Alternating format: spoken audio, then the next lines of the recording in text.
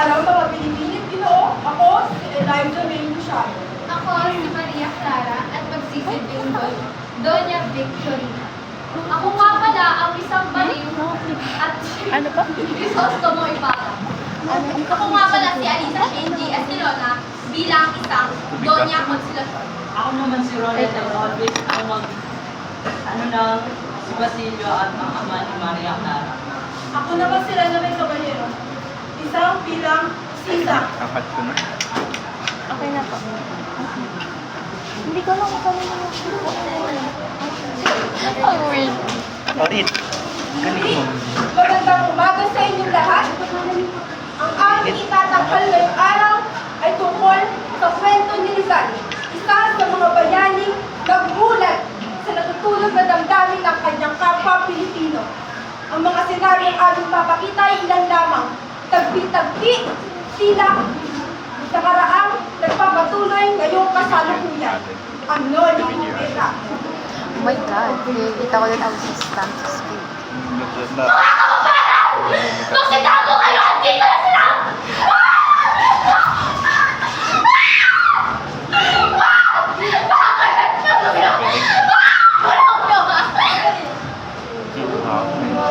Hindi lang siya nakakabakot. Sa bayan ay kagitin ng hindi malilimutan. Ang buhay na iniyan ay sa lumamahal, mayaman sa aral at kadakilaan.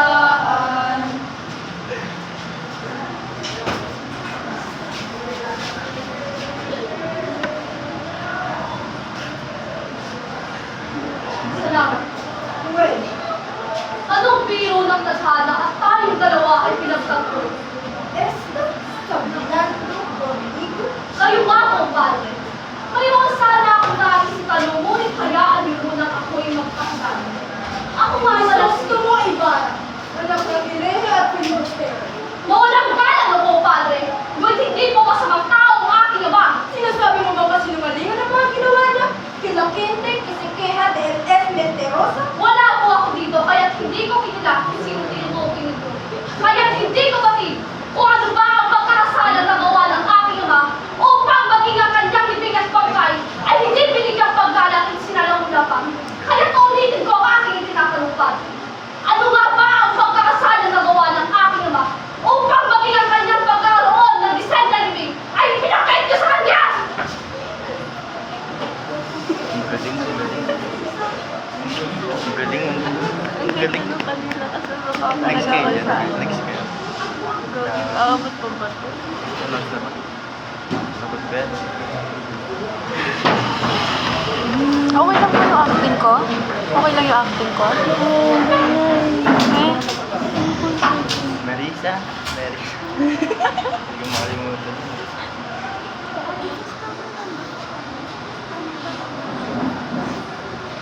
Sana hindi na-video sa akin. Na-video? Sa akin ba? Hindi ako makapaniwala na magawa ng mga kuna sa mga anak ko.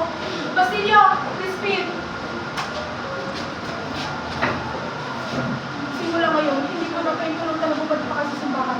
Hindi ko hahayaan na may malapit sa inyo at di na kayo babalik sa inyo. Ngunit, baka po magalit sa amin ang mga kura. Hindi lang po kami ang mapapansan ni Inay, maging kayo rin po.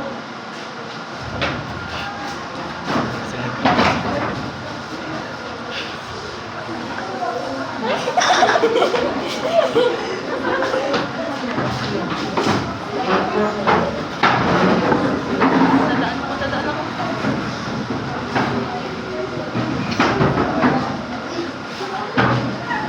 Galing ni Orit. Nasa pagtira.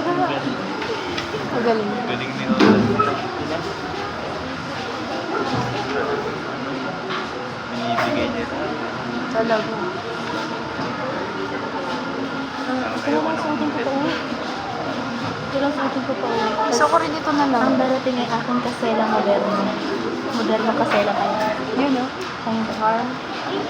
May car pala to eh. Senior dito. Sunduin ako ng aking ano.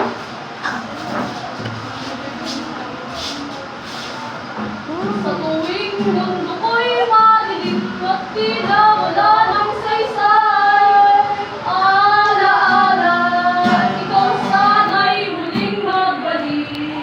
Walang buhay itong dahigin, kung ang pag-ibig mo ay mawala.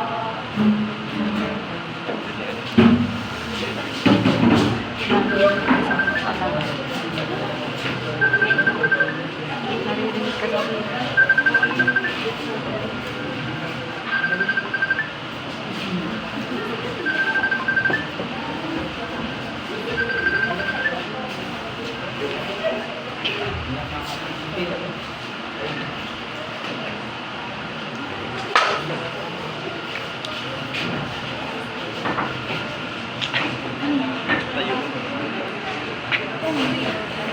Mabuti nakapag-asawa ka ng isang LPS.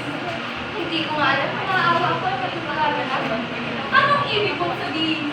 Hindi mo ba alam na mas mataas ang isip ng asawa ko? Yung sa asawa mo inutil? Ano? Pabi mo ang sinabi mo. Ang asawa ko si Don Tiburcio.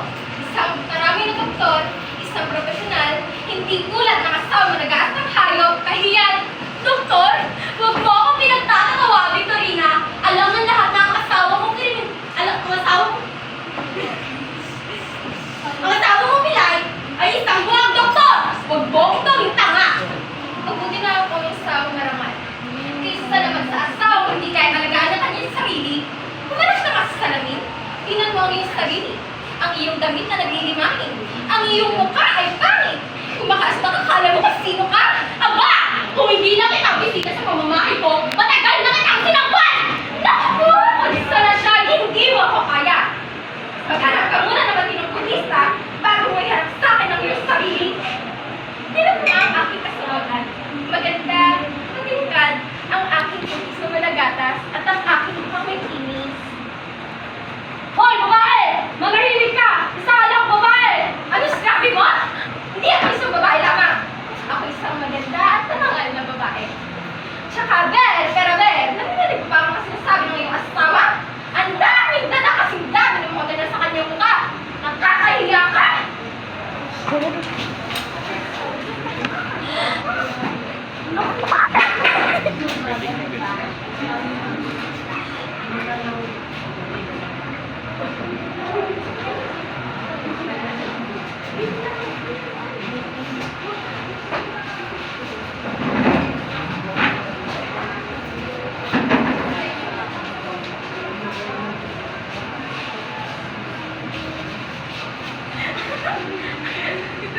Por Diyos, por Santo!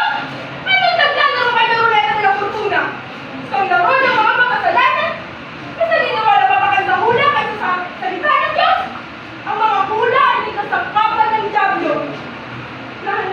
Nilalayo kayo sa Diyos at pinahihina ang inyong pananampalataya. Hindi na ba kababaw ang inyong pananampalataya, ha? Kasalan, Pereses! Pereses, Nations!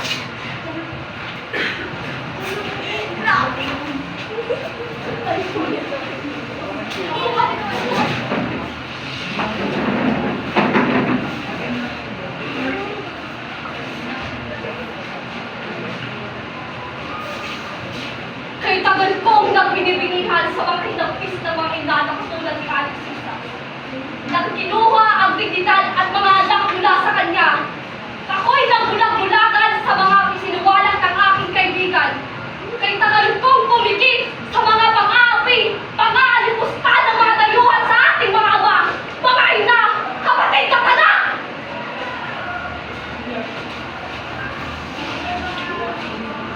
Ang ganda ng sunrise.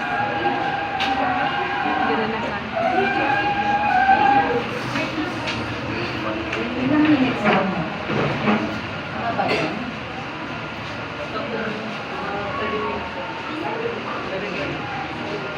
Saan mo naman yung kasuotan?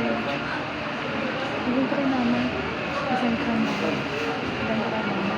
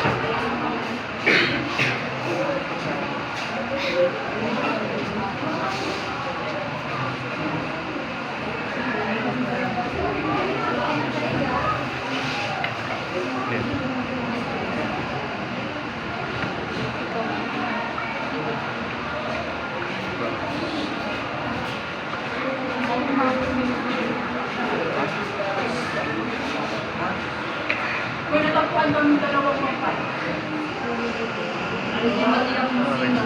Kaya sunod na sunod ang kanyang katawan. Amoy. At natagpuan namin ito. Sa katawan ng katawan ng isa.